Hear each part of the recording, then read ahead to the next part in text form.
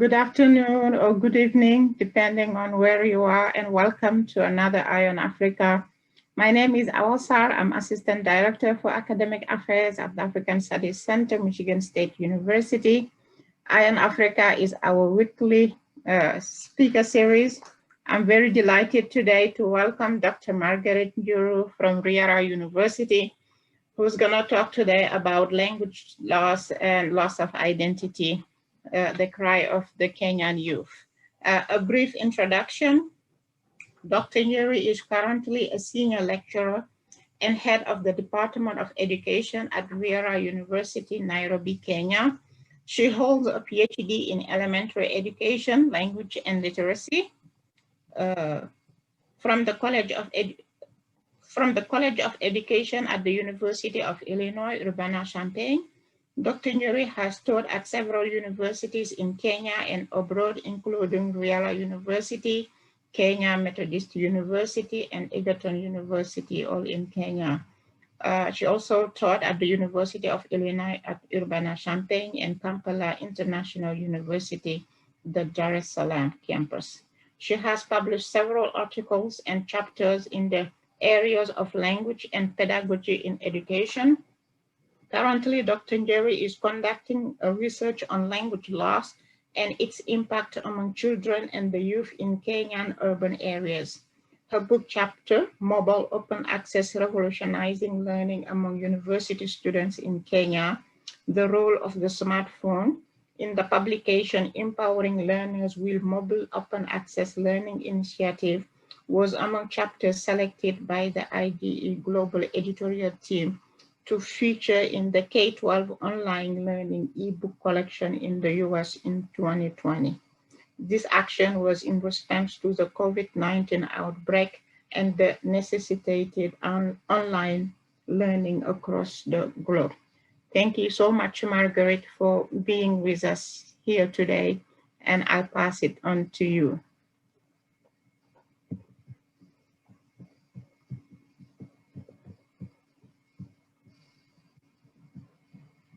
Hi, everyone.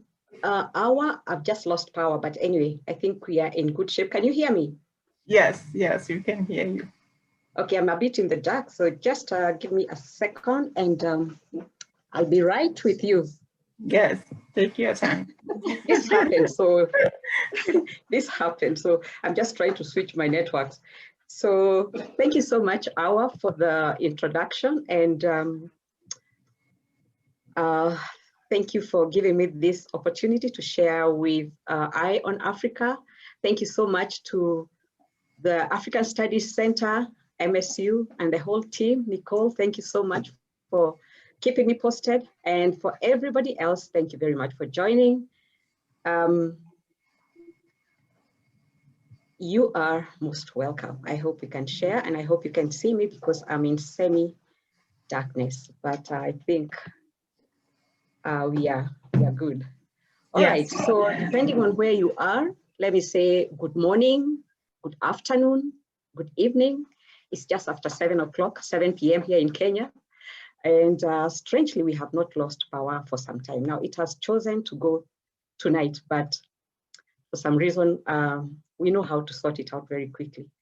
So welcome to my talk, and I hope we'll enjoy it. And I hope we can share. This is more of sharing, hoping to get comments, questions, but more of comments afterwards. So this is language, it's about language loss and loss of identity, and basically based in Kenya. So just to be sure about what we are talking about or where we are talking from, this is Kenya, East African coast, and like I'm saying, it's about 7 p.m.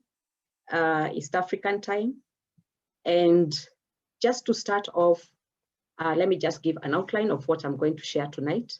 Well, for you during the day, but I'll give a brief background, and then the question as to why language loss is happening in Kenya. I'll try to share some possible causes, and then the big part will be where I'm talking about emerging themes from the study that I'm doing. Just note that this is ongoing, so I'll share some sample stories from participants And then we can go to the recommendations and way forward. And this is where I would hope that we can, you know, get some recommendations. Now my power is back, so please just excuse me again. So first of all, what is language loss? And basically we talk of loss.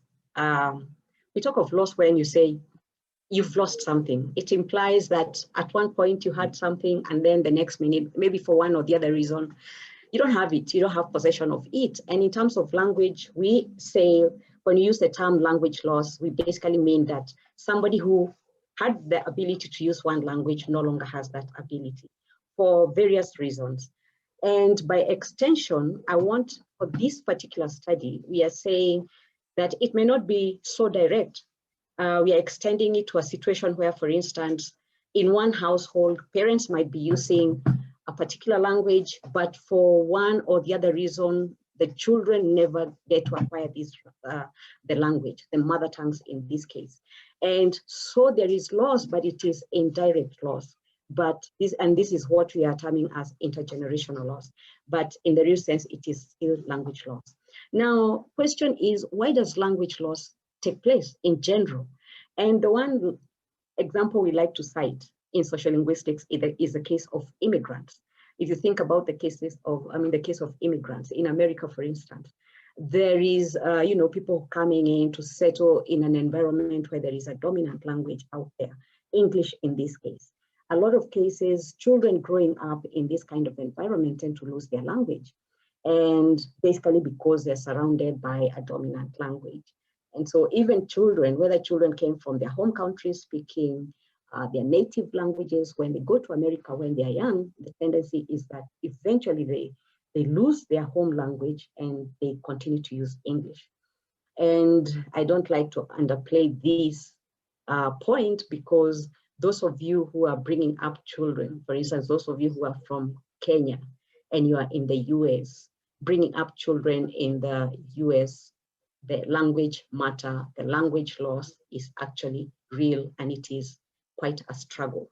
So I understand that. I've been there and I had my own experience. So when I talk about this, it's something I experienced with my own children. And oftentimes this situation is compounded by parents who might not also reinforce the use of the mother tongue, so that when children come from home speaking a native language, they come to America, for instance, or another country, the parents may not emphasize, the parents may not play the role of making sure that they maintain the use of that language in the house. In fact, many times, the parents tend to encourage the children to use the host language. In America, for instance, we know many parents who will encourage their children to use English only, even when they come home, because it is seen as a way to integrate into the society and become successful in school, etc., etc. And I remember, for instance, in the case when I was, doing my graduate studies, children from Kenya, for instance, would say that when they spoke to their parents, or rather their parents would be using their native languages, but when they talk to the children, they speak to them, they talk to them in English. Now, that is the case with immigrants, a case we very well understand. But what happens here in Kenya? Why and how does language loss take place in Kenya? Why are children losing their language or their mother tongues in Kenya? Why would a child fail to speak the parent's language in Kenya, where we are saying the languages are? Several reasons. And I've put here some possible reasons. And one is what we are saying is historical. Then secondly, we are talking of negative attitude. Then we also have lack of proper information. We have urbanization and intermarriages. The first two you will see are very closely linked. Now, historical, what do I mean by this? Kenya is a colonial, it has its colonial legacy, and we were colonized by the British, which means English became part and parcel of the language, reservoir, or the languages that we have in Kenya. And from the times of colonialism, English language got that special position. It became the superior language, the language of privilege. It became the language of the learned and the language of power, so to say. At independence, Kenya adopted English as the official language. With English, just give me a second so that I can change. Just a second, please.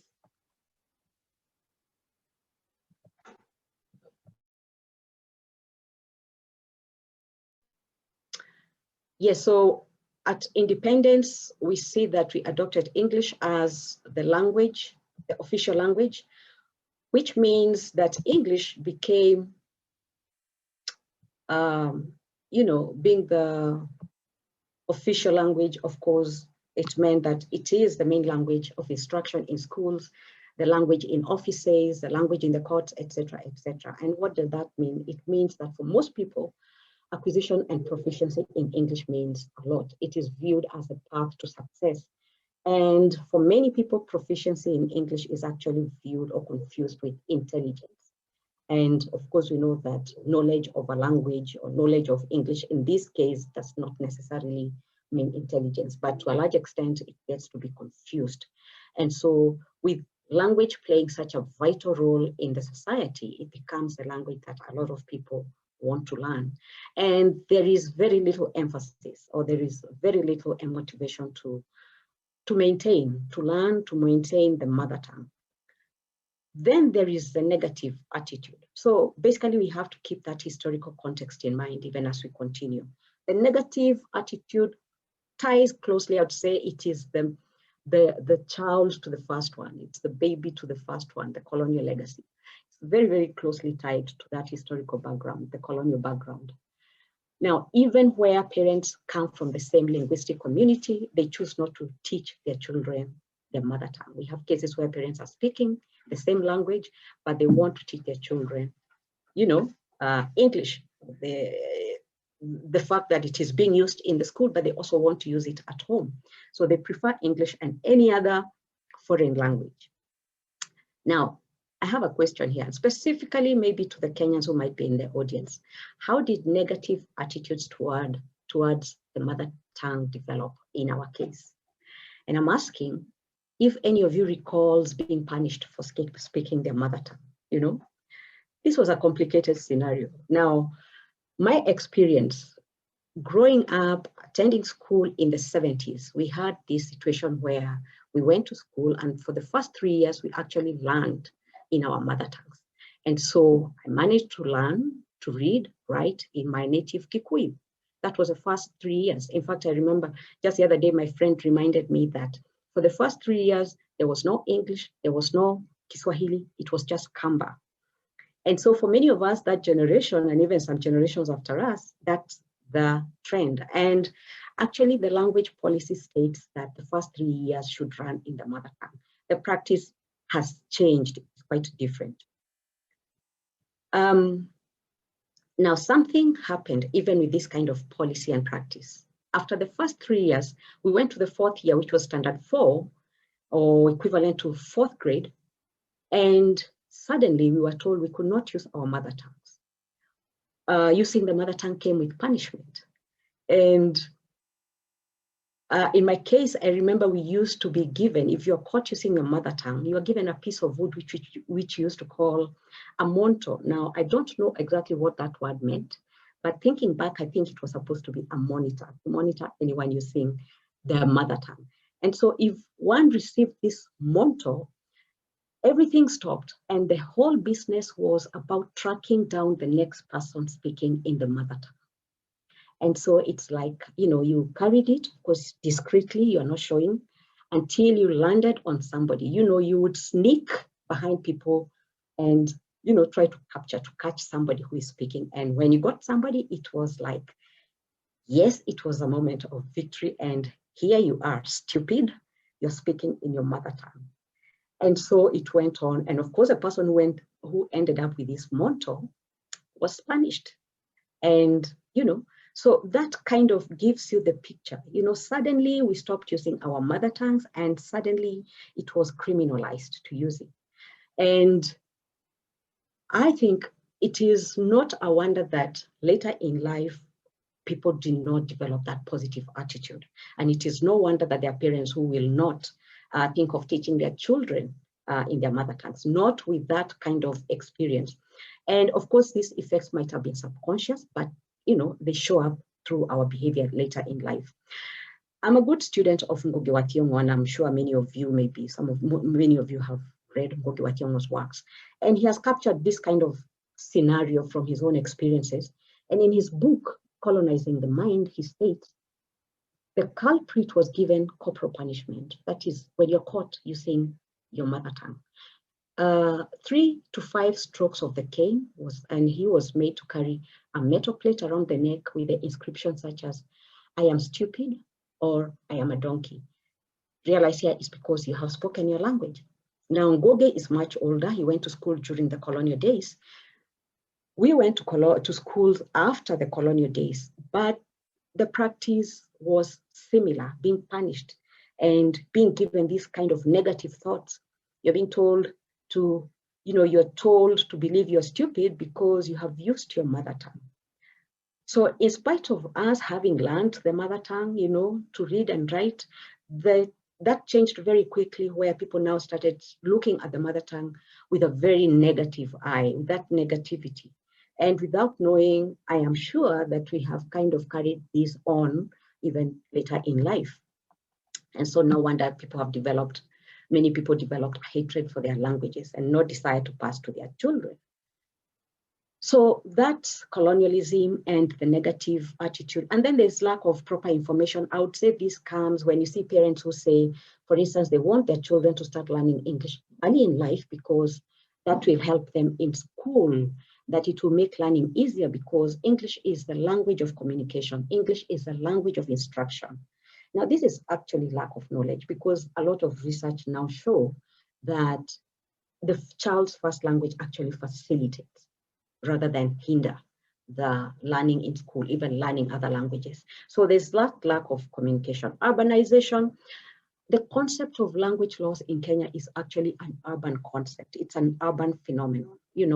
It's families and children living in the cities who are experiencing this.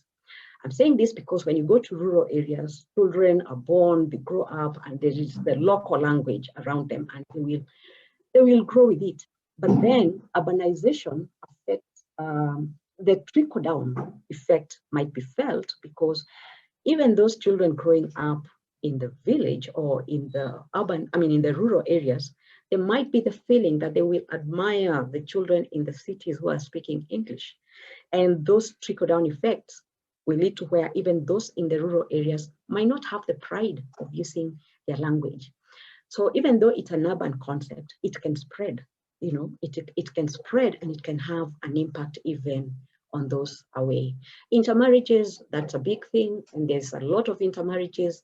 But again, this happens a lot to do with families in the cities. So intermarriages between people who are from different ethnic, linguistic backgrounds. That means the parent might be Kikuyu. We might have one parent who is Kikuyu, another one who is Luo. And so there are 2 different languages being spoken.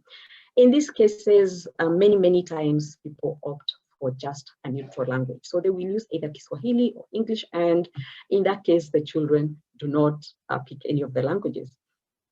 Now, that's a bit of the background I wanted to share. So now I want to go to the next part.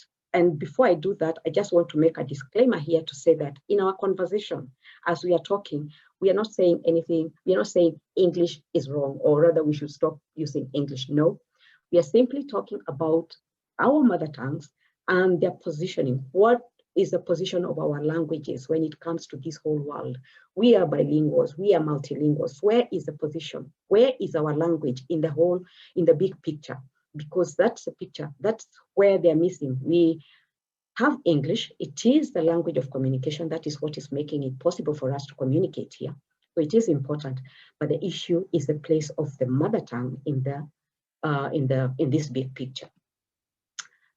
So with that background, I want to go next to ask the question, what are the young people saying today? Now, for a long time, when I have interacted with this concept of language loss, it has for a long time been more of a classroom discussion, a topic of discussion, topic of research. When I was doing my graduate studies at Illinois, for instance, we discussed this issue of language loss a lot. And I must say, this is the one place where I really opened up my eyes, or rather those discussions kind of opened up my eyes to this topic of language loss, language maintenance, all these issues in social linguistics. Now, but even in my teaching, it has been a lot, to a large extent, a classroom discussion where you feel like it doesn't have much effect out there. Until sometime last year, March 6, 2020, I was reading our local newspaper, The Daily Nation, which is one of the main papers here, and I came across this article. The article was written by one Daisy Okoti, and it is the title was "We Are Out in Search of Our Mother Tongues." Now, Daisy, I managed to track down Daisy just last week, and we had a conversation, and she promised to attend this talk. So Daisy, if you're there, I hope you can comment on your topic, on your article later, and maybe what motivated you to write. But thank you also to Daisy, because she kind of triggered my interest back to this topic. And this is actually why how I started off. Now, that was the article there. That's just a scan from the newspaper, which I very carefully saved, because, it kind of told me this is really good. It kind of got me excited. It got me excited because I said, now we are moving from the classroom and we have moved out there. And these young people now are actually talking. They are actually talking about something they are going through, something they have gone through. So we are out in search of our mother tongues. That tells you. And all of them there, you can see those faces, they are young faces. They were all, college, post-college kind of ages. They were all talking about the issue to do with their mother tongues, that most of them did not speak their mother tongue, or if they spoke, it was very minimal, and their understanding was very little. And so I got interested to the point where I decided now to expand my research to other young people. So I created a quick questionnaire, and I shared this questionnaire on student networks in 2 universities, a public university and a private university. Basically, I wanted to first of all know if they spoke a mother tongue, yes or no. And if they said yes, I wanted to know which languages they spoke. And then also the question of importance. How important is your mother tongue to you? And then I also wanted to know from those who did not speak any mother tongue, I wanted to know, these were the ones I really wanted to focus on. Which languages did they speak, or do they speak? And if they could explain how they went about, what happened that they lost their mother tongue. And the fact that they don't speak their mother tongue, how does that affect them? And also ask them whether they desired to their mother tongue. Now, out of the sample, out of the questionnaire that I sent out, I received about, so far I received about 80 respondents, which was quite good. I was happy about that. Slightly over a half of these said they actually speak a mother tongue, just slightly over half, which was a good thing. At least many of them are speaking a mother tongue. But I also want to point out here that the study is basically qualitative, and therefore, even though numbers are important, it is the stories. It's not so much about the numbers, but the story, as much as it's the stories that come out. So I wanted to see what were the stories that came out of these, out of their responses. And what I want to do now is to share some of their voices, what they were saying, the themes. Some themes came out. Out of my analysis, I came up with some themes. The causes, what the causes were, the importance and all that. So some key themes that I'm going to share. And those causes, the possible causes, they went back to some of what we had theorized: urbanization, negative attitudes, intermarriages, lack of institutional support. Those were the key causes that were cited. So let me share some voices here. And so I will kind of just quickly just go through a sample, just a sample representing some of what was said. So in terms of the urban environment, one participant said, the reason that I do not speak my mother tongue is because I was raised in Nairobi, and there's something I can't see because of our pictures there. I was raised with is English. The languages I was raised with is English and Kiswahili. That's how I communicated with my parents. And then sometimes I did not, I did go up country for holidays, but I did not stay long enough to learn my mother tongue. So that kind of captures many who say the urban environment. That came up as one of the main things, the urban environment, growing up where there are other languages being spoken. And so that came out a lot from the students who are, the respondents. The negative attitude towards a mother tongue and preference for English. Now, I also managed to get to talk to a few teachers and a few parents.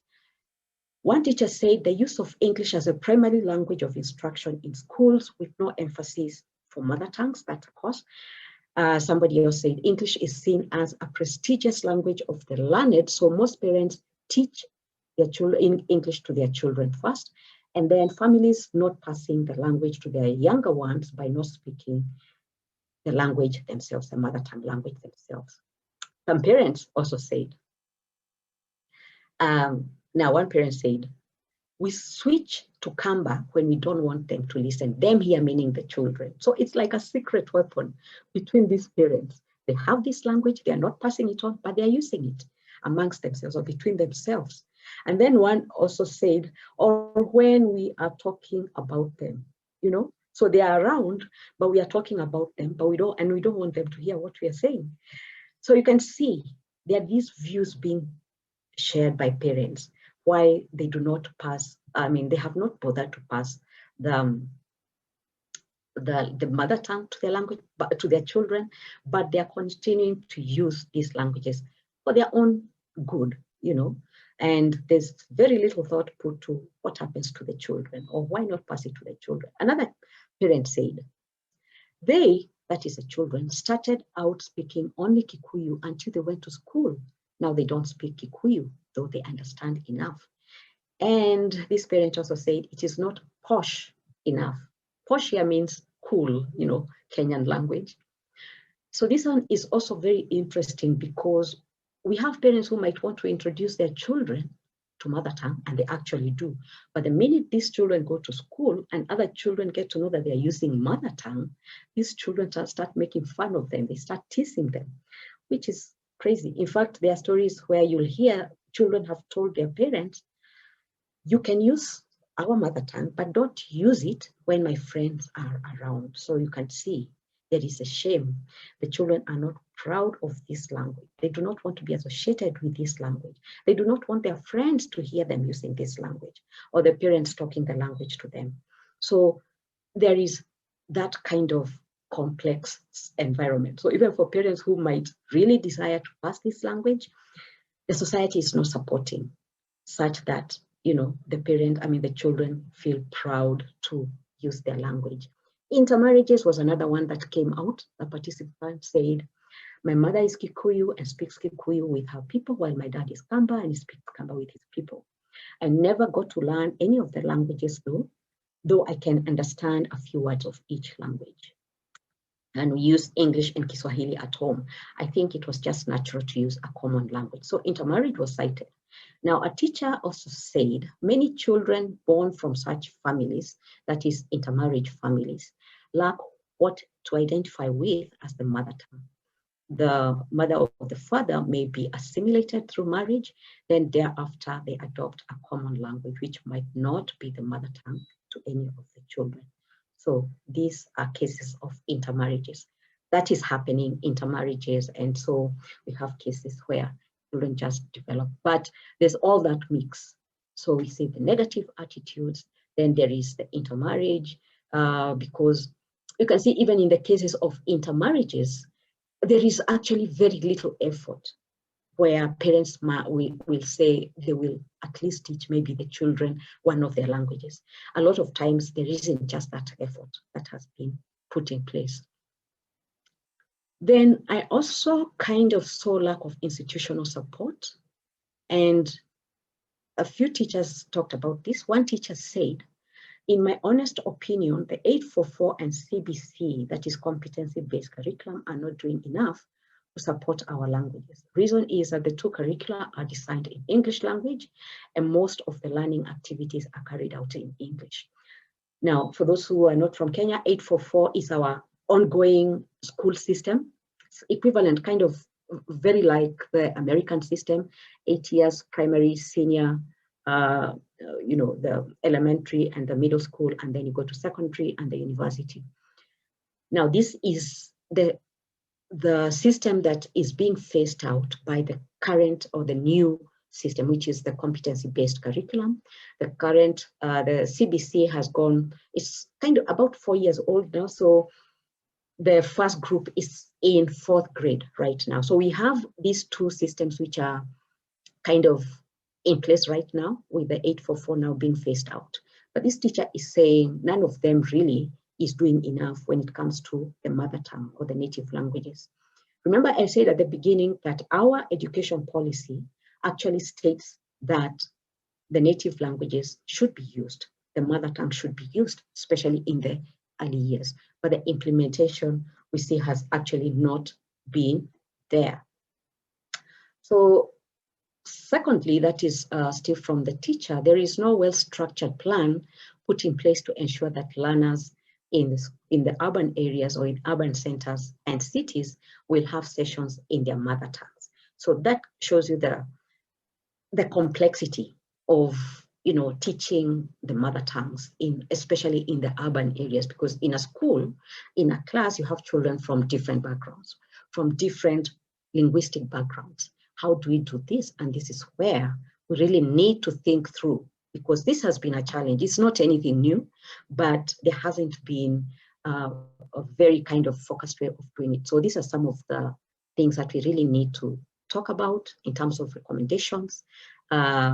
So it would be good to hear some suggestions even from you.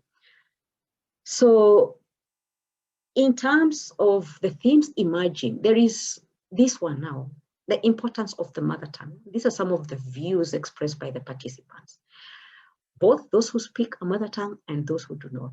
So in terms of importance, some of the themes that came out were, one of the big ones is the question of identity. Then there was communication. Then closely associated with that one was cultural knowledge and transmission, cognitive benefits, and then the last one there, career or self-actualization, what I called self-actualization. Now, in terms of identity, I just give you a few. Somebody says here, my mother tongue is very important to me because it gives me a sense of identity and belonging. It gives a history of where I am from and the heritage which I should celebrate. So this was somebody who was a speaker who has the mother tongue. Somebody else said, yes, I do think it is important. The preservation of the language ensures it goes throughout generations. Language is a key component to identity. It tells you of a people, the history of a people. When a language is lost, a part of that people is lost too. And a person, a participant who does not speak a mother tongue said, it gives me a sense of lost identity. I say I am a Kamba, yet I cannot speak the Kamba language. So the question of identity, there was almost every response I got talked of identity. Communication with family members, this was big. And the big thing about this is that communication with family members, it has featured a lot even in immigrant studies. So this participant said, my mother tongue is very important because my grandparents know little to no Kiswahili to be able to communicate with them and at least have a decent conversation and stories.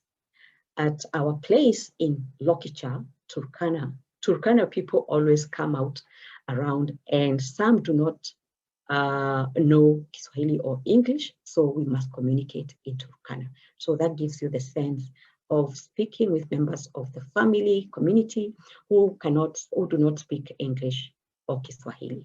Another participant said, not speaking my mother tongue affects me a lot because I am not able to communicate with some of my family members, which is wrong. Also going up country, I rarely go because I'm not able to communicate. And another said, I think the mother tongue is deeply important because of certain nuances of communication that are lost in translation when we communicate with each other in a language aside from our own tongue. So first identity, then communication, and then there's what I call cultural knowledge and transmission. What did the participants say? One participant who uses the mother tongue said, one who doesn't said, I am unable to share my Kikuyu heritage with my future children by not speaking Kikuyu, which is the reason I sought out a language institution to learn. So you can see some of them mention the fact that they're actually looking for places to learn the language, which I think it's unfortunate because they could have learned these languages as children. They had the free environment where they could have learned it in the home. Somebody else says, very, very important, the loss of mother tongue is like burning down the collective library of languages, a book at a time. I like the idea of, the personal library, the library of languages. So you can see it's like you are really killing the whole of that library of languages within a person. Somebody else said here, while there are valid opinions that the mother tongue enables tribal walls, I think mother tongue is very important in our context. It is part of the identity and the tribe. It's what brings camaraderie among the people. A lot of what defines, in the African context, whether you're talking about traditions, folk tales, music, etc. And this also I found important because there is that notion that people confuse mother tongues with, tribal, saying that mother tongues will promote tribalism, which is a totally poor narrative, I must say, because when it comes to tribalism, you can spread tribalism in any language. We still have cases where we talk against other people, using the very same language. So when it comes to, if I may use the example of racism, I mean, even in America, where there are those stories, you have one main language, English, but there is racism that takes place irrespective of there being just one main language. So saying, arguing that our mother tongues will promote tribalism, that is a poor narrative that is often used by, and I must say it is actually a narrative that is spread by politicians for their own gain. There's a participant who also said, and this one speaks mother tongue, speaking Ekegusi. I hope there's somebody who can read out that to us maybe later. Speaking Ekegusi has also enabled me to learn some good virtues like hard work. There's a proverb that says, I don't want to read out that proverb because it is in Ekegusi and I don't want to read it wrong, but the translation is a person who works very early to go to work cannot be compared to a lazy one that stays indoors to avoid, the morning cold. And also says that Ekegusi has some unique heritage teaching that are different from those of other communities. I just love them. And I really like this idea and the fact that the participant went ahead to give this proverb in their own language and to show that it is very difficult to learn this in the same concept using another language. And at this point, when we are talking about cultural knowledge and passing on of cultural knowledge, I just want to throw out the question to you as the audience, especially if you're from Kenya, from an African community. How do you tell riddles in your language? How do you tell riddles? Because riddles are part and parcel of the African folklore. And there is always a pattern. There is a way in which you tell riddles. It's not just, you just don't start off. There is a way we tell riddles, what you call the initiator, the challenge, the challenger, etc. Now, I got to ask my friend, Nelly, who speaks the Luo. Nelly is a teacher. She teaches young kids. And she also has young children and keeps saying that she's going to teach her children the Luo. So I asked her how they do riddles in the Luo language. And she gave me, she told me that when you're the person giving the riddle, you start off by saying, and sorry, excuse me for maybe pronouncing it wrong, amne, and then the other person says, kive. Now, forget about the pronunciation. Somebody else can pronounce it later. Maybe Nelly, if you're here, you can say it right. But what is important here is I asked her how that translates into English. And she said, For instance, I am not sure that what this word means. I'm still trying to discover its equivalent in English. And for Kithe, she also says, I also have no equivalent for this in English, all right? So the fact that if you try to think of translating this in English, you really do not get. Now, let me give my own example from the Kikuyu language, which I'm familiar with. When I want to give a riddle, I will say to the person, Gwatandai, and the other person will respond, Dagwata. Then I will go ahead with the challenge. I'll say something like, let me give an example of the riddle. And the person responds, Karikokeru. Now let me try to do that in English. And the translation from where I start, Gwatandai, will be something like catch the riddle, hold the riddle. And the receiver, the person, receiving the riddle will be like, I hold or I catch. And then the challenge will be the riddle is, hey, that one. And the answer will be, if you know the answer, a ripe banana. I can tell you, if there is any Kikuyu listening here, that translation is nonsense. That translation does not make sense. And so it gets to telling you that when you try to translate this cultural knowledge, when you try to translate cultural knowledge, anything that is cultural into another language, there is a lot that is lost in translation. In fact, almost everything gets lost. So even as teachers in Kenya, for instance, are teaching riddles, and they have those riddles in English, I can tell you there is a lot that is lost. If the person does not understand that language and uses that riddle in that language, a translation does not have that cultural effect. So these are some of the nuances, these are some of the reasons why cultural knowledge, why the knowledge of the mother tongue or lack of it, then means that you cannot understand that cultural aspect. You can also not transfer it to the next generation. Somebody else also, there was the theme of cognitive or second language benefit. Now, I like this. The respondent talked, the participant talked like somebody who has sat in one of the classes that we normally talk about benefits of language, second language or bilingual benefits of bilingualism. The person said mother tongue is useful in the learning of other languages. For example, while learning English language, I would find a Luo version for an English word and memorize it, hence making the learning process easier.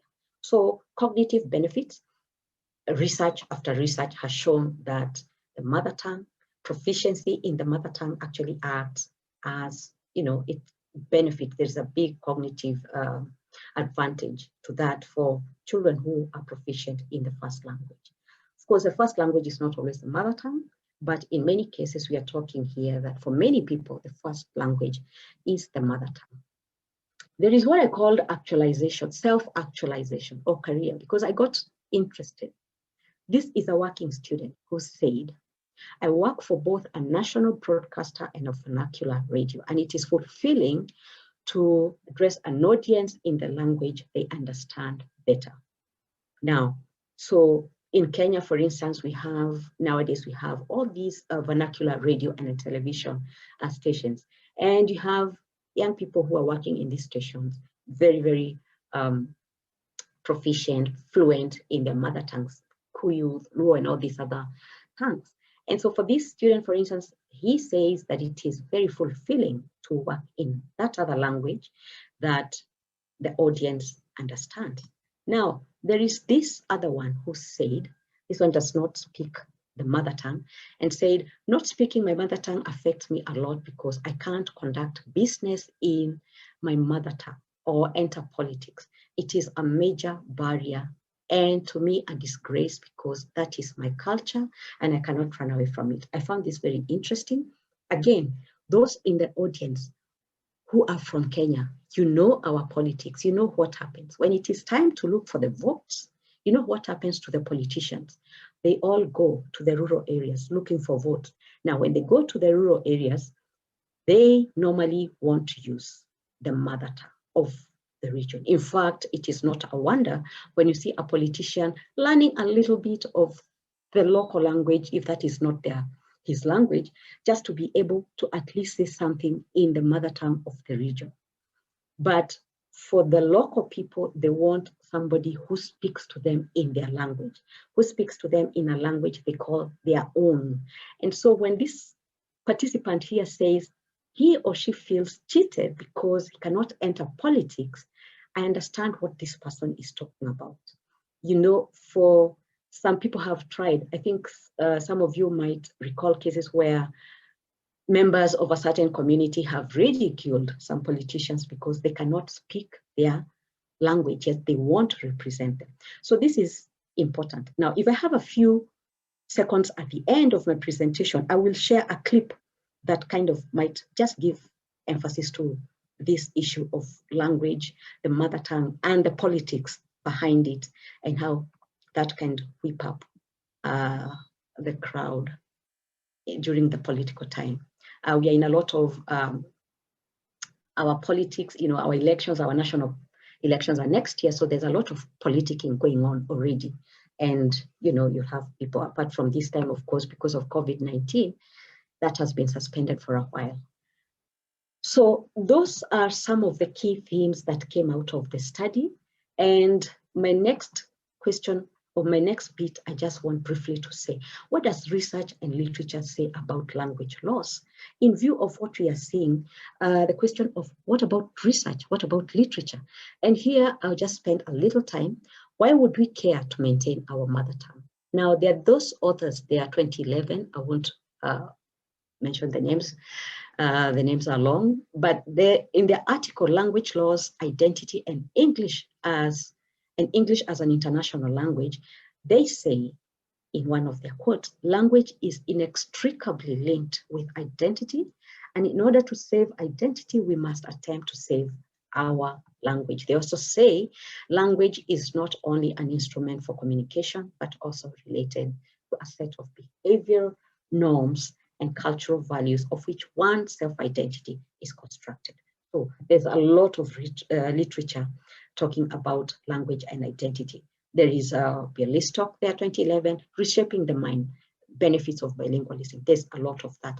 Cummins, 1978, talks a lot about bilingualism, the development of metalinguistic awareness. There's a lot of that, and how mother tongues are actually, this is a kind of literature I was talking about, that the mother tongue, the child's mother tongue actually fosters development. It supports the learning of a second language. It supports learning of content in the second language.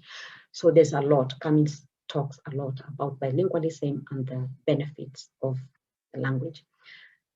So recommendations, way forward. How then do we counter language loss in our midst? What can we do to counter this? Because we can see young people are saying, yes, we have lost some of our languages. Some of them are saying they want to learn this language. How can we counter this so that even though it's happening just in our urban areas, we are saying this is a phenomenon that can have, or that actually has an impact even in our rural ways of doing things. So how then do we counter language loss? How do we make sure that we are developing that positive attitude? Recommendations, I'm thinking of them from the following points. Family community effort, that comes out strongly. The family, the community, institutional support, social media awareness. You know, we are in a country or in an era where social media is powerful. In Kenya, we have what we call KOT, Kenyans on Twitter. It's very, very active. So, you know, social media is one place where we can really bring out the importance of young people learning their mother tongues and just reversing this language loss phenomenon, creating a positive awareness. Then we also have teacher trainings. We need to kind of improve, or that is more touching on institutional support, the government, how teachers are trained. We need to be aware. I mean, the teachers training must incorporate how to teach the mother tongue, because speaking a language does not mean that you're a good teacher in that language. So the improvement of teachers, how teachers are taught in terms of teaching the mother tongue. So family, community effort, parents play a big role. And so, like we have said, our parents need to take up that challenge very, very quickly. Now, in one research by Fillmore, the article, Loss of Family Languages, Should Educators Be Concerned? She argues, for instance, and just sharing her feelings, I contend that the school cannot provide children what is most fundamental to success. And family plays a crucial role in providing the basic elements for successful functioning. And, so she goes on to say the sense of belonging, knowledge of who one is and where one comes from, an understanding of one is connected to the important others of others and events in one's life. So Fillmore talks, she's done a lot of research, immigrants in America, and the one focus point is the family. Now, one participant was in the article that I touched on, the one that I mentioned from Daisy. One participant said, my father once complained that we were embarrassing him by not speaking his language. We promptly remind him that he failed to teach us. I believe that my mother tongue is very important, is an important aspect of my identity, which is why I am making every effort to learn. So you can see at a certain point, the parents here realize you should be speaking, especially when you go to rural areas. Parents want you to be communicating with the rural folk. And of course, that means you're saying that language. And you can see this participant saying here that the father was getting embarrassed. And it's like, you can tell the father was wishing that the children learned or could speak their language. Now, like I said, I'm a good student of Ngugi wa Thiong'o. He says, and I'll quote him again also as I end, so just bear with me. So Ngugi wa Thiong'o states the family or community responsibility here. He says, for instance, but we have done them, that is the young, wrong. We, the older generation, and the thing we have done is we have made the languages of Europe as if they are the only languages which can bear knowledge, intelligence, and everything else. So that is Ngugi. Institutional support, we are saying, while education policies state that mother tongues or indigenous languages will be included in the curriculum, much needs to be done. So institutional support is important. Creating awareness, I'm saying through social media, teacher training, we have said that is important. And as I end my presentation, I want to end with this quote by Ngugi, and I'm sure many of you maybe have seen it. He says, my philosophy is summed up this way. If you know all, and I mean all the languages of the world, and you do not know your mother tongue, that is enslavement. If you know your mother tongue and add all the languages of the world to it, that is empowerment. That is Ngugi, and I believe in that because, like we said at the beginning, we are not talking against English. We know it is important, but the question is, where is our language in all this? Where is our language in all this? And with that, I think that ends my presentation hour. Do I have a minute to share a clip? Yes, go ahead. Okay, so this is a clip that circulated some time back. And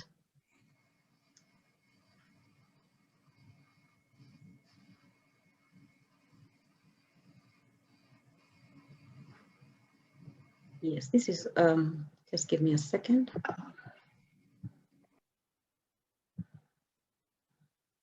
So this is a clip that circulated just last month.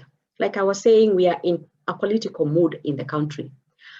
And so there has been a lot of, politics going around. Don't worry about the politics.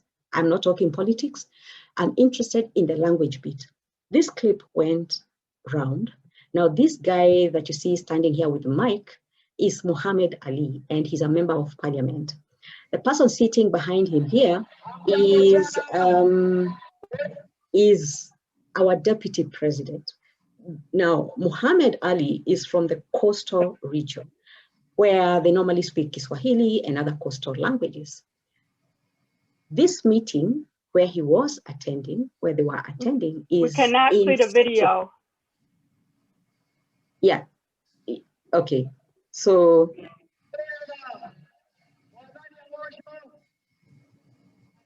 Margaret, we are not seeing the video. oh, you can't see it? No, we can't. Okay. Maybe you can put the link in the chat. Somebody suggested. Yes. Okay. I think it was the sharing. Yeah, I think you were still sharing your old screen. If you want to try it again and share the new screen with the video, that might work. All right.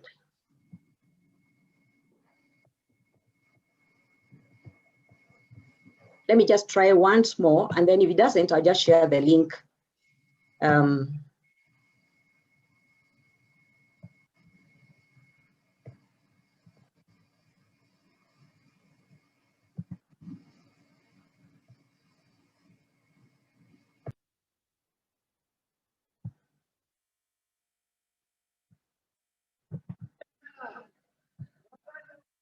you able to hear now? I think you need to stop sharing your screen and then share it again with the screen that's showing the video. Okay, no problem. I think I'll just share. I think I'll just share the link. I think I'll just share the link, and then people can watch it at their own time. But what was what I wanted to share there was just the way this person uses the language and switches from one language to another. And basically, are we still together? Yes, I can see you and hear you. All right. Yeah, so let's say my presentation is over. You can watch the presentation later. I mean, you can watch that video at your own time. But it is interesting the way this person is able to play around with two different languages, and the reaction by the crowd, you know, is very different when this person switches from English, I mean, from Kiswahili to the local language. There is a lot of excitement and people joining in, but that just shows the power of the local language when it comes to the political dealings. And well, thank you very much. So that is the end of my presentation, and I say asante sana, niwega muno, and thank you very much. That all means thank you very much. Thank you very much, Dr. Njeru, for a very interesting talk. My question to you is just about how do people feel about Swahili? I'm asking this because I'm originally from Senegal, and in Senegal, we all think that the problem will be solved if everybody just adopts Wolof as the lingua franca. Like, it's already the lingua franca, but if we just adopt it and that's what's taught at schools, everything will be fine. And we always use East Africa as a reference because you have Swahili, everybody have, and this is an African language in opposition to, let's say, English, or for us, French.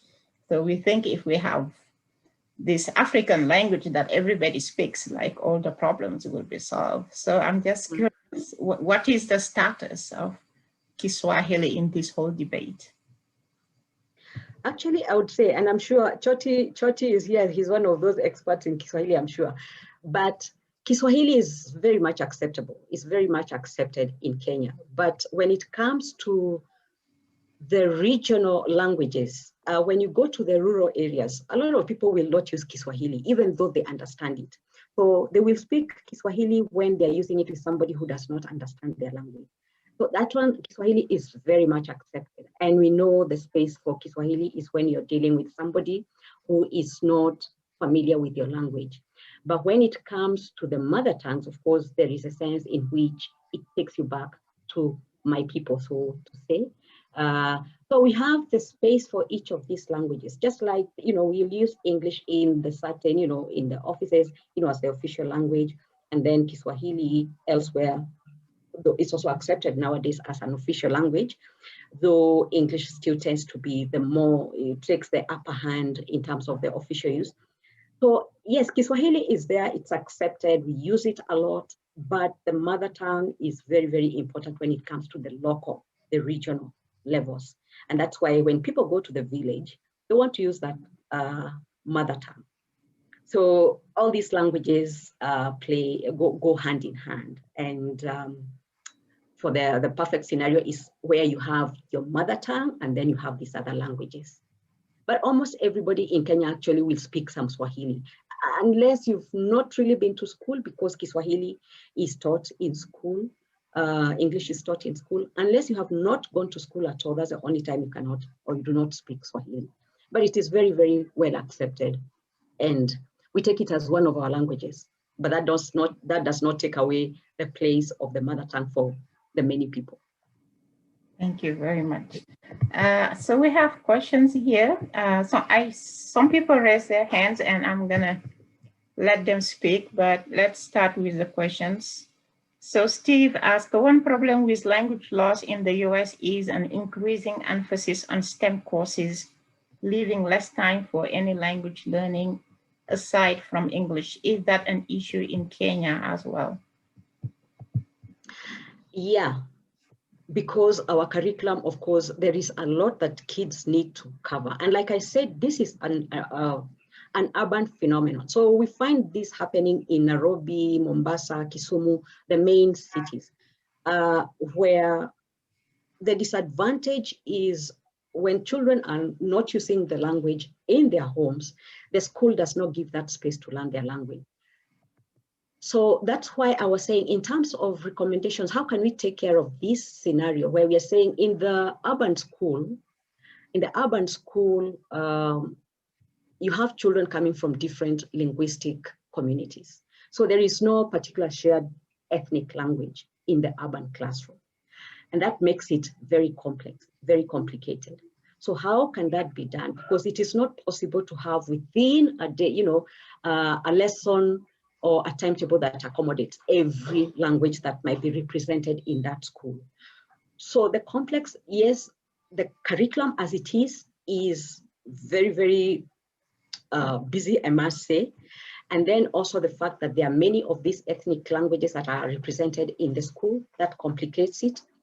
When it comes to the rural areas, it becomes less of a challenge because even if the children are not really being taught in the school, the mother tongue, when they get out, when they go home, that language is actually all around them. It is very unlikely. It is very unlikely that a child is going to grow up in the rural areas and not acquire their language. So yes, the curriculum, the fact that it is heavy and people have to focus on, the STEM and other courses, that complicates it. So, but the major complication in the urban areas is the presence of the different mother tongues represented within a school, and even within one single classroom. So it is very tricky to say you're going to teach these languages in the school. And that's why if we have to think in terms of recommendations, what can we do so that these languages are actually taught? And the only thing we could come up with, and I was talking with one parent, and I say the only thing we can do this is to have maybe parallel kind of programs where you have, not within the mainstream timetable, for instance, you have those languages being taught on the side. So you can have a language class, a Kikuyu language class, you can have the Luo language class, you can have Kamba language class, you can have that on the side. And that is where parents have to come in very, very strongly, because without the support of parents wanting their children to actually learn these languages, the school might not do very much.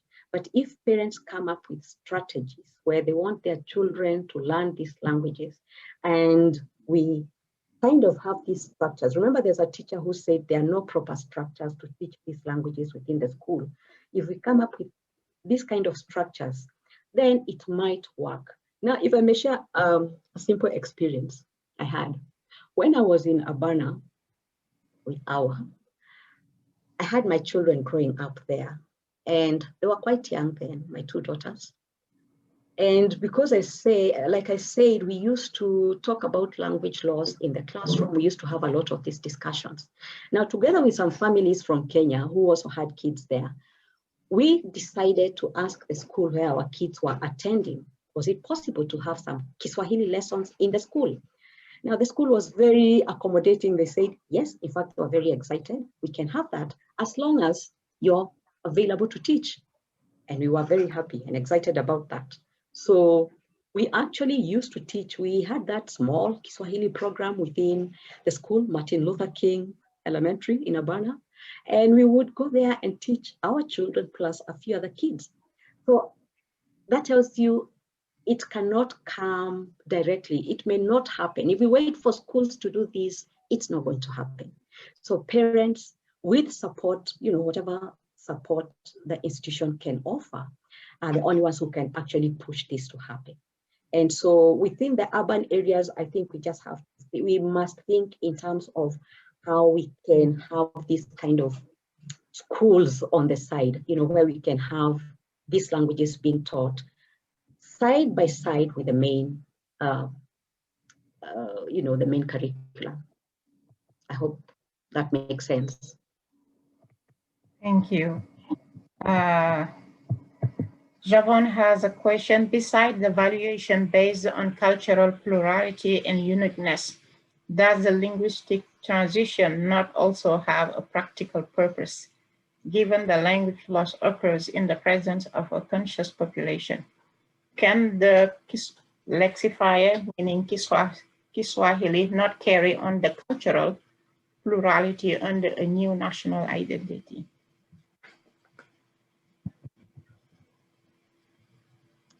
Can Kiswahili not carry on the cultural plurality under a new national identity?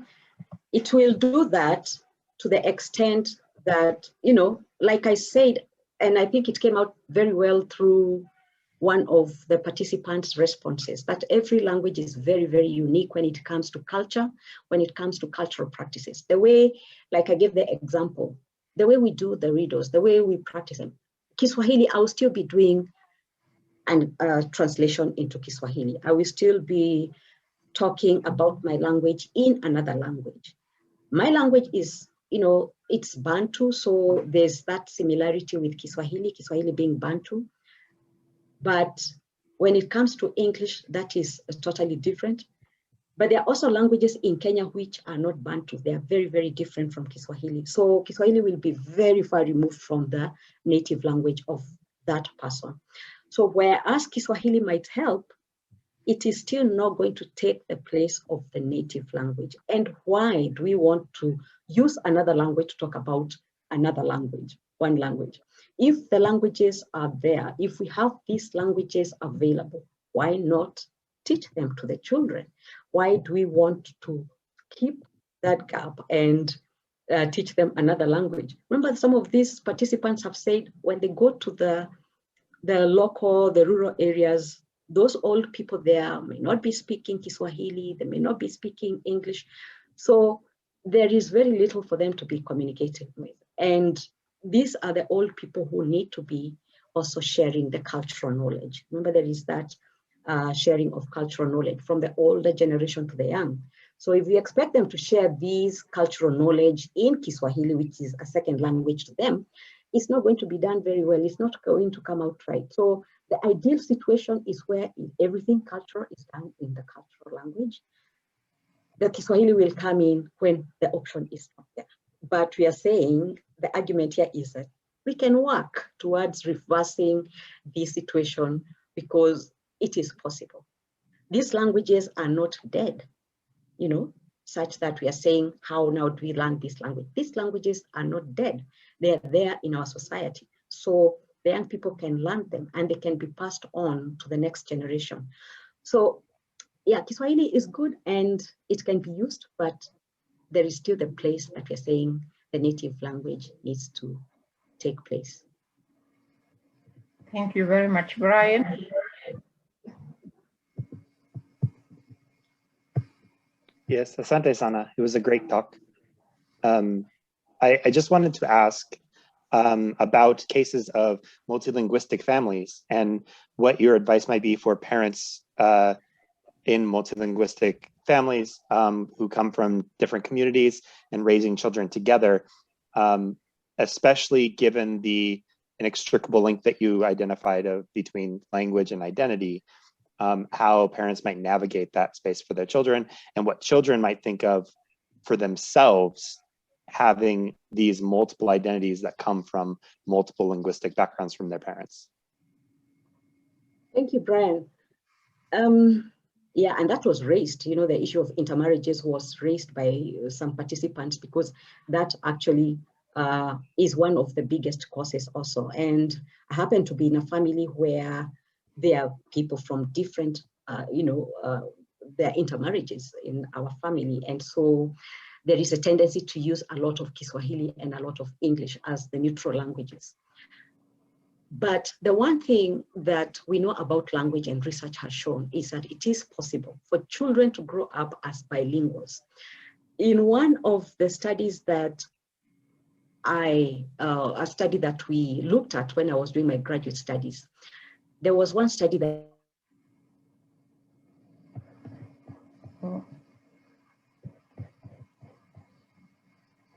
I lost Margaret, hopefully she'll come back.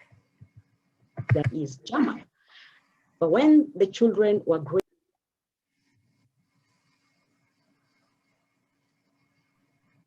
Oh, I think we lost her. Oh, here she's back. You're muted, Margaret. all right. Can you hear me now, Nicole? Yes.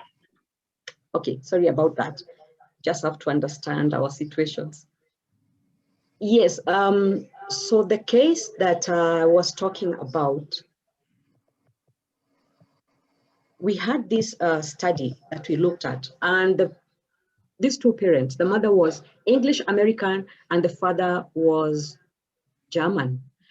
When the kids were growing up, the parents decided that they wanted their children to grow up as bilinguals. And I guess they did what was like a house policy. These children were communicating to these children in both languages in an organized way. And because we're living in America, they would actually take time to bring somebody from Germany. I think one of the nannies was German. And so these children grew up being exposed to these languages equally.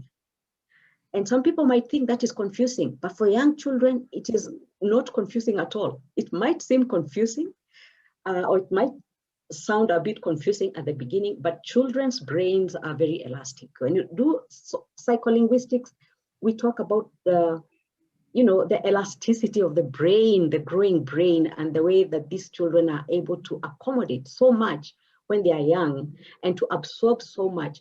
Within no time, the brain is able actually to separate these linguistic systems and to know, when I'm with my dad, I'm going to speak German. When I'm with my mom, I'm going to speak English.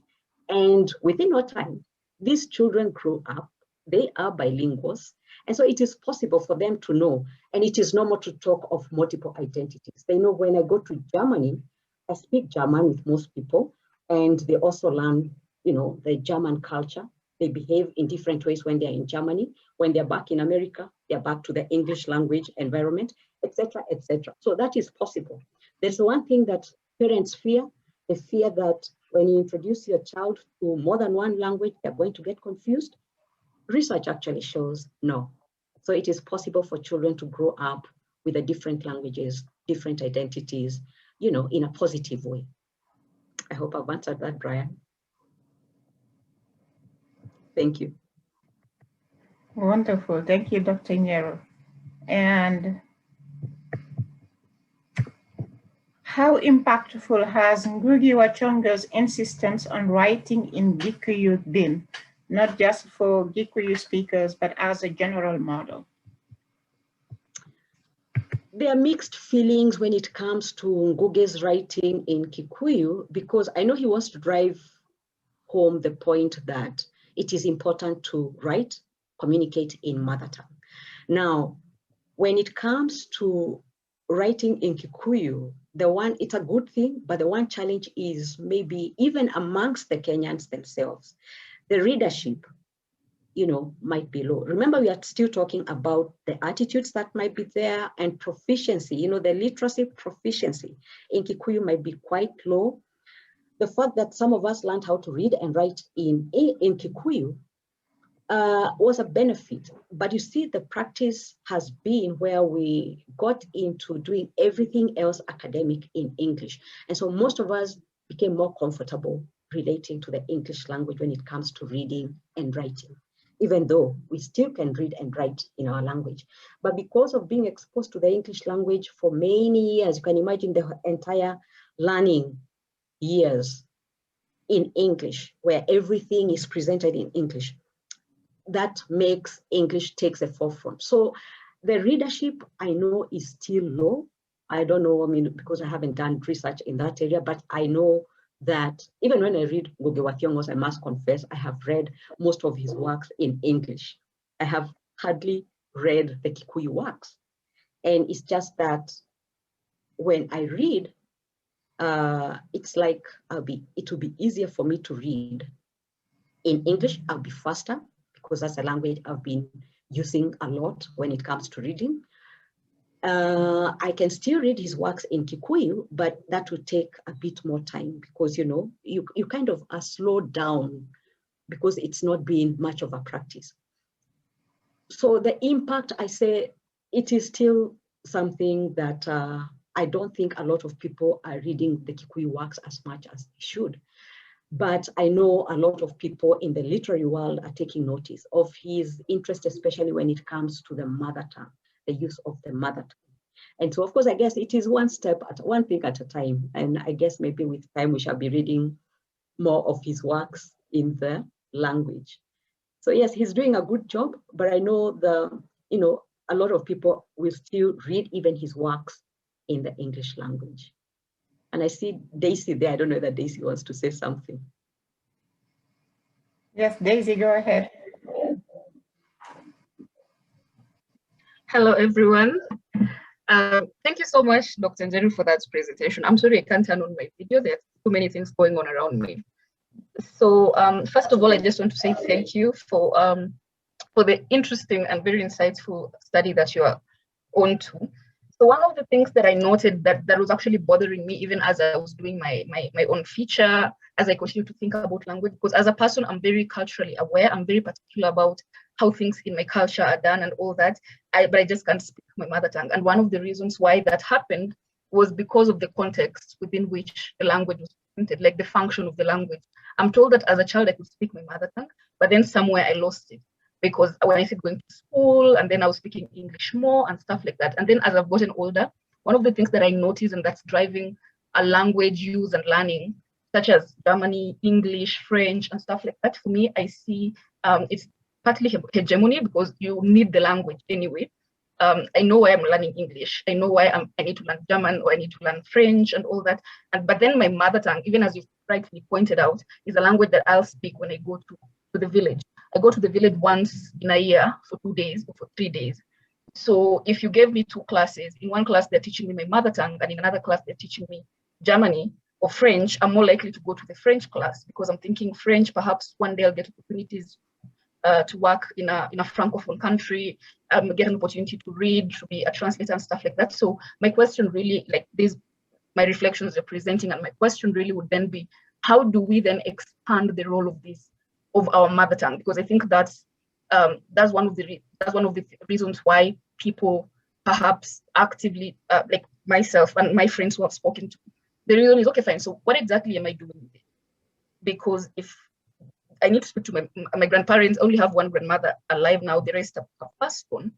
So what's really the point? So for me, I'd be interested in hearing what your recommendations would be in terms of how do we expand the role of our mother tongue so that they are more relevant, they're more useful even in different contexts. Thank you. Thank you, Daisy. I would say that just the fact that you have said you want to communicate with your grandparents and those other people in the rural areas, it does not matter how many times you go there. You know how much grandparents want to talk to their children, how much grandparents want to tell stories to their children. And when they cannot do this, it is very frustrating. So the fact that we know that cultural ability to communicate with those members of our families who cannot speak in English or Swahili, that should be a driving force by itself. Now, the one way to really expand on the use of our mother tongues, like I said, we really have to change the attitude in the society. And parents really need to see the importance, because I'm sure when you lost your language, maybe your parents did not say anything much about it, or they did not do anything much about it. But if parents realize the importance of this language and the need to make sure that the children do not lose or that they acquire that language, they will do everything possible to make sure that that language stays alive. And, you know, I don't think we can overemphasize the importance of the ability to communicate with the rest of the members of our family. And I know this came up also where some people say, well, I prefer doing French or German because I know later in life, I might, you know, this one is like creating my CV. One time I might be able to work with the United Nations, which is a fact. Remember what we have said. Having your mother tongue is not stopping you from having all these other languages. Yeah, so you can learn all these languages. In fact, the more languages you have, the better. And so it's a matter of looking at what do I have to gain from these languages. For our mother tongues, there is that culture that we are talking about. There is a cultural, the family that we are talking about that you cannot say. You can do all these other things, but if you really cannot communicate with some of the members of your close family, I think that's a big loss. I think that's a big loss. And so the conversation has to be a lot at the family level with parents so that they are able to change the way they're doing things with their children and even just changing the attitudes. Thank you. Thank you, Dr.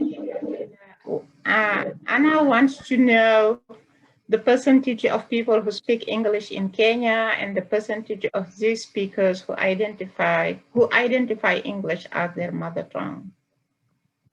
Now, I may not have the percentages, but you know, the interesting thing is because everybody who goes to school learns English to some extent. But the question is, how much English do we speak? So if you are to ask who is fluent in English language, who can say something in English, who can conduct a whole conversation in the English language? Sometimes I have asked this question in my class and asked, what's the percentage of people who speak English in Kenya? And they start off by saying, well, must be maybe 90%, 80%. And I keep shaking my head. No, it doesn't. It's not that. We keep going down until we realize people who are actually proficient in language, in the English language, could be something like 20% or even less. That means somebody who has actually learned this English and is able to communicate fluently in that language. Remember, if you think about the schooling system, you go to school, a lot of people maybe end their schooling, apart from nowadays when you have to go to high school, a lot of people dropped off or stopped schooling after primary school. Then you go up to secondary school, and again, a lot of people get off the schooling system until you have a small percentage going to the university. And so you can see the higher you go within the academic ladder, maybe the more English, the more proficient you become in the English language. So the numbers, I may not have the numbers offhand, but I know those who are proficient in the English language are not as many as we might think. And I see Shoti is there, he might help me with the numbers. You're muted, Jonathan. Yeah, thank you so much, Dr. Njeru. I don't have the numbers either, but the way you put it is, I agree with what you're saying. Because for a long time, Kenya has been teaching in English, and it's our language of instruction right from 4th grade all the way to university. So for a long time, almost like since independence. So that's a big population of people have gone through the school system and they speak English, and the proficiency levels could be different. But that's something also research can do to ascertain what the percentages are. But I think the way you put it is right. I want to say a big thank you, Dr. Njeru. She was my professor when I was, I think, a sophomore at Egerton University, those many years back. So thank you, and thanks for the presentation. Because great. In my research work, I always said deal with these kind of questions, and also raising our kids in Michigan. They were born in a Swahili Ekeusi speaking family, and we were, my wife and I, we were committed to teaching our daughters Ekeusi and the Swahili, and somehow we lost it. We did not succeed very well. But still, our family is another model. Like, what are the challenges families face? Even in Nairobi, people coming from a country, even they are married within the same ethnic group, even maintaining the language, their mother tongue for their children is becoming a hard task. So what about those who are in Michigan? So it's a problem, it's a really problem, but we can deal with it like we are dealing with it with the Maris. We are telling our children stories in our mother tongue. We also have sometimes programs where we teach them the language. My mother raised them when we were going to school, so they have an advantage. They have something they can build on. I just wanted to say that. But the other point I want to make, sorry, I also went to start a class and I missed part of your presentation. The question of language is a complex issue, especially in multilingual societies in Africa. Because of the functions of language. We want to communicate with our families. We go to school. The school system is a colonial and imperialistic, because even the education, the school education, we are getting in English and in French. And the names we have, Margaret, Damaris, Jonathan, all these names are also a way of diminishing our languages and our identities. So it's very complex. It's rooted on colonialism and imperialism. So if you want to disentangle yourself from these historical legacies, sometimes you succeed to some extent, or you just fail and let it go. So languages, like in Tanzania, they have promoted Swahili. They teach in Swahili all the way from kindergarten to 8th grade, and then they start using English in high school and freshman year in high school. So, but the kids are not proficient enough in English to learn more, get a good education in high school and through college. So it's a challenge. Promoting a national language, are you killing the ethnic languages then, if you are promoting one national language? So which one is the right choice? So those are really issues. I want to stop here, but I just want to say something small before I can rush and continue with my class.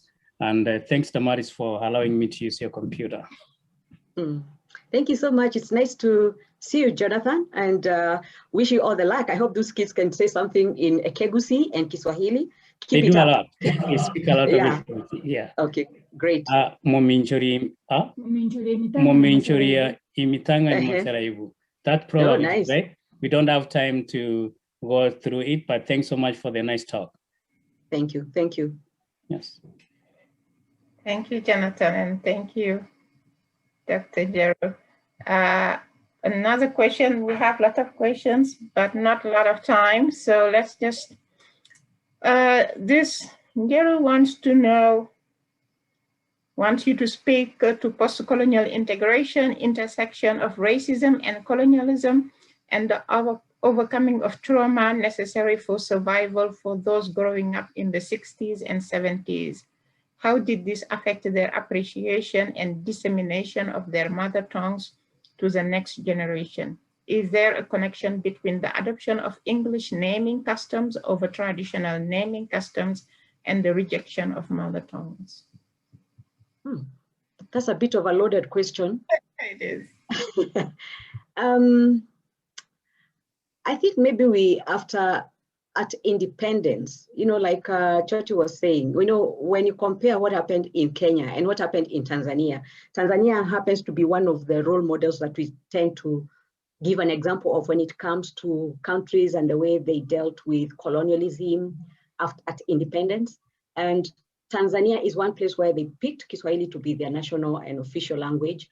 And there was the whole of that process of Africanization, okay? Whereas in Kenya, we took up English as official language, and there was, in a sense, a continuation of the old. So we had English in schools, and like I said, the use of English was seen as a positive thing. And there wasn't much of trying to grow the local languages, or even though it was there on paper, there wasn't very much done, including Kiswahili. After independence, it was stated to be the national language, but very little was done. So in Kenya, unfortunately, I would say there was more of the continuation of the old. There wasn't actually strategies put in place to promote. In terms of racism, I'm not so sure I want to comment on that right now, because that would be maybe a different topic. Because a lot of people will say, when it comes to racism, maybe at independence, it may have been felt, it was felt in certain quarters, but it is not across, the land. So you get it as isolated. I mean, there are those cases of racism that you'll hear even today, but they are very isolated. So it's not a topic I want to address right now, because I don't have anything concrete to say very much about racism in Kenya. As much as I probably would talk about, tribalism, for instance, but yes. So this will be the last question. There are more questions, but we're out of time. So we can share them maybe later. I don't know if there's a way we can talk about and continue the discussion afterwards. Definitely. So we can send you all the questions, and if you want to reach out to them. Mm-hmm.